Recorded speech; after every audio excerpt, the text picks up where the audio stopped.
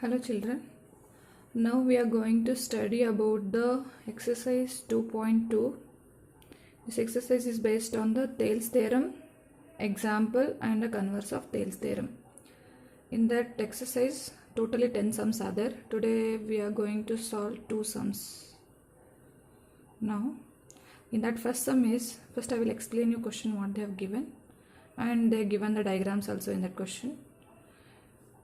In figure 1 and 2, this is a figure 1, figure 2, D is parallel to BC. D is parallel to BC. Here also D is parallel to BC. Find EC in first one. In the first figure we have to find the EC and AD in the second one. AD we have to find it. Here EC they did not give, here AD they did not give. And they are saying D is parallel to BC. D is parallel to BC. Here D is also parallel to BC means we can apply Thales theorem here. 3 unknown things are there, 1 is unknown. Using a Thales theorem we can find the EC easily and here AD easily. Now I will solve that. By Thales theorem, if D is parallel to BC means how we will write the Thales theorem? Solution I will write here. Solution is, they only given. What they have given? Given DE is parallel to BC means by Thales theorem how we will write? AD by DB. AD by DB is equal to AE by EC we can write. AE by EC we can write. By Thales theorem it is, you know already. Thales theorem. This exercise is based on the Thales theorem and example and the converse of Thales theorem. Now AD they given. How much they have given? This diagrams also there in the textbook. AD how much is there? 1.5 divided by DB how much is there? 3 centimeter is equal to AE how much is there? 1 centimeter. EC we want to find here. Now you cross multiply. This EC you transfer here, 1 you transfer here. 1.5 into EC is equal to 1 into 3. Correct, no?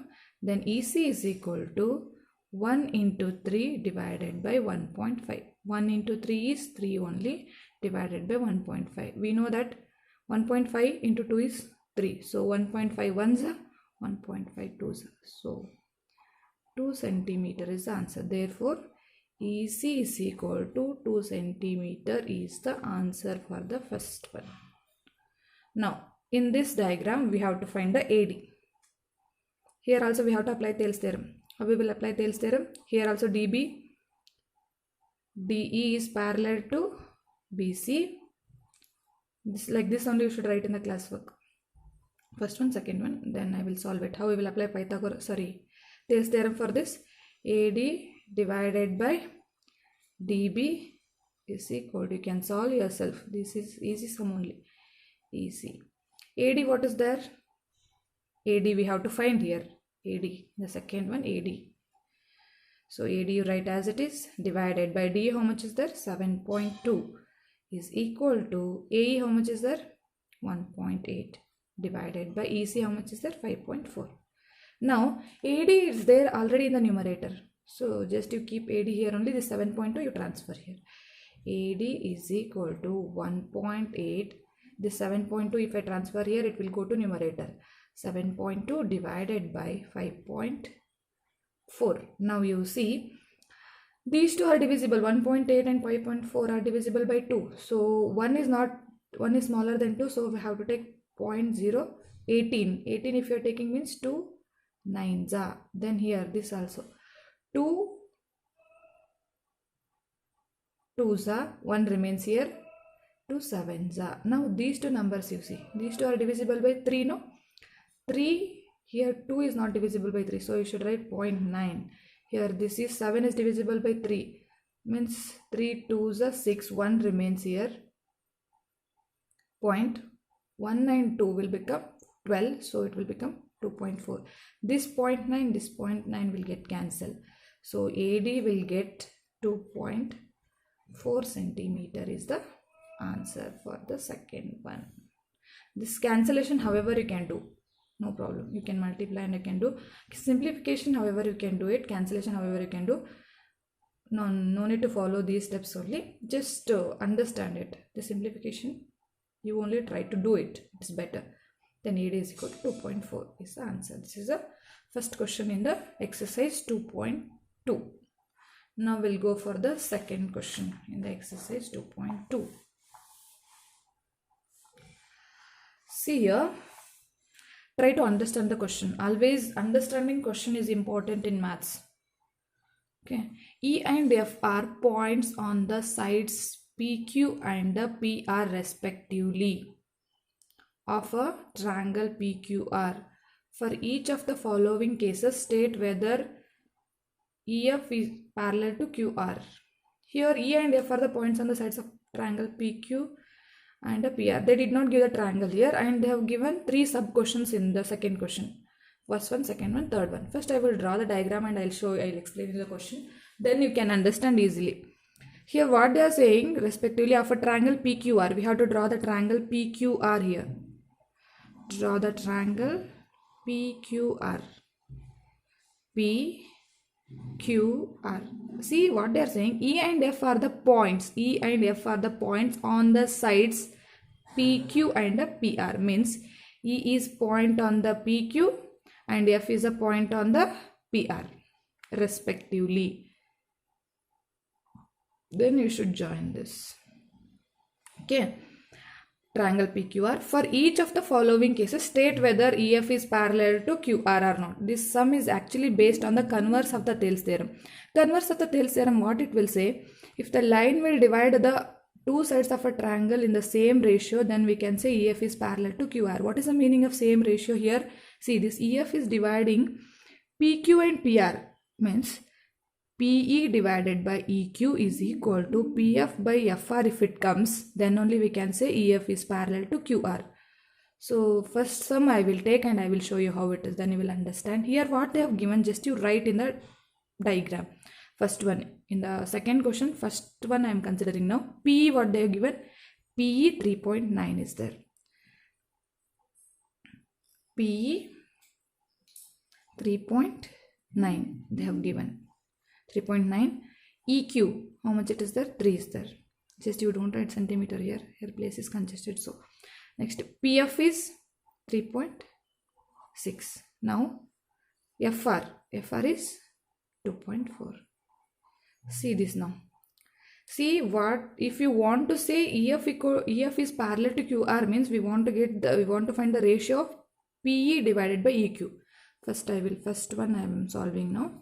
What I should write the ratio? PE divided by EQ is equal to PE, how much is there? 3.9 divided by EQ, how much is there? 3.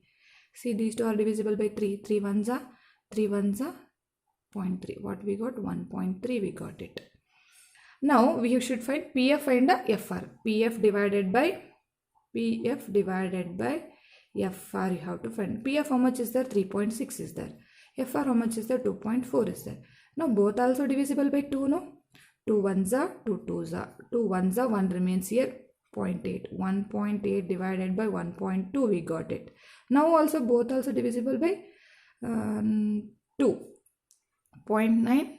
This is 0.6. Now 0.9 divided by 0.6. 0.6 means these two are divisible by 3 now. 0.3, 0.2. 0.3, 0.2 we can write as a 3 by 2, no?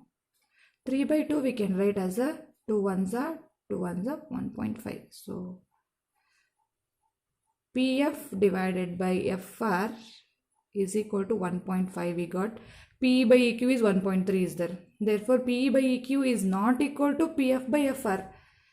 PE by EQ is not equal to, because there here 1.3 we got, 1.5 we got, not equal to PF by FR. If these two ratios are not equal, then EF is not parallel to QR.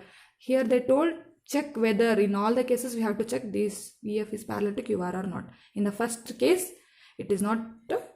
Therefore why EF is not parallel to QR? Because this ratio is not equal. Therefore EF is not parallel to what? QR. Okay. Now second sum is also same.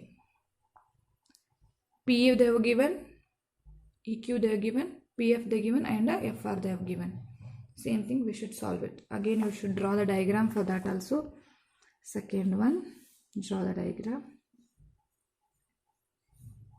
P, Q, R, and E and F. What they have given, you write it now. What they given? PE, what they given? 4. QE, 4.5. See this second question, and I am writing. PF is 8. And RF is 9. First you should write the first ratio, this ratio. P by EQ is equal to 4 by 4.5. Here denominator point is there, numerator point is not there. So you should write, just to multiply 10 to this, it will become 40 by 45. Then by 5 table it will go. 5 8s are, 5 9s are. So answer will come 8 by 9. PE by EQ we will get 8 by 9. Then PF by FR will see now. PF is what? 8 by 9. See, both also same now. PE by EQ is also 8 by 9. PF by FR is also 8 by 9. Therefore, PE by EQ is equal to PF by FR. Both also same here. If the ratio is equal, we can say here EF is parallel to QR. EF is parallel to QR. This is the second sum. Now third sum, we'll see it. Third sum, what they have given. Third sum is different than the first and second. Just to observe that what they have given here. I will draw the figure. P, Q, R and E and F. See the question what they have given. Third one, PQ they have given. They did not give part. PQ, this full they have given. PQ, and then what they have given, see, PR they have given. PR, full side they have given here. If they given the full side, PR they have given. Sorry, PQ how much is there? You just see 1.28 is there. What about PR? How much is there? PR is 2.56 it is there. Then PE, you see, PE, this one they have given. PE is 0.18 and PF is 0.36. Now you see, here you can't use the Thales theorem. You can use the example. Example, you know, right? What they have given example, if EF is parallel to QR means PE by PQ, PF by PR. You can write it, no? Half and full side. I explained you while explaining the example. So by that, how we have to take the ratios now? PE divided by, you should take full now. That time we were taking half of now. Here you should take PE by PQ. PQ. PE what is there? 0.18 is there. Divided by PQ how much is there? 1.28 is there. 1.28 is there. Now you see after the point 2 places are there. Here also after the point 2 places are there. If you multiply 100 to numerator and denominator means it will become 18 divided by 128. Both also divisible by 2, no? 2 9s are, 2 6s are, 2 4s are. It will become 9 by 64. 9 and 64 will not come in the same table. Keep as it is now. Now we'll go for PF by PR. PF by PR. PF is 0.36 divided by 2.56.